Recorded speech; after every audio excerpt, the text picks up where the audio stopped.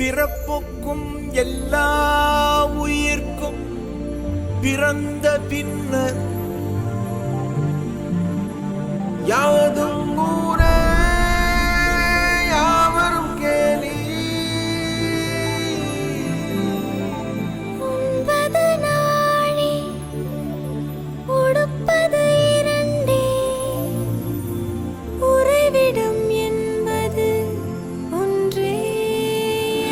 உழைத்து வாழ்ந்தோம் உழைத்து வாழ்வோம்.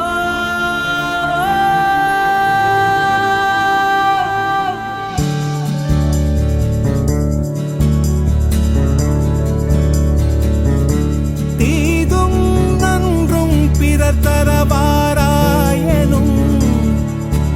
நன்மொழியே நம் பொன்மொழியா.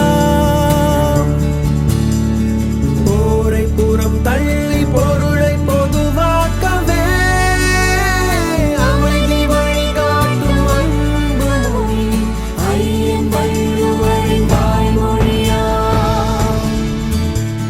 செம்மொழியான தமிழ் மொழியா,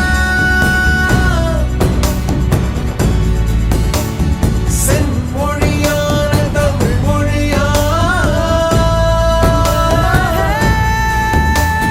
செம்மொழியான தமிழ் மொழியா, செம்மொழியான தமிழ் மொழியா.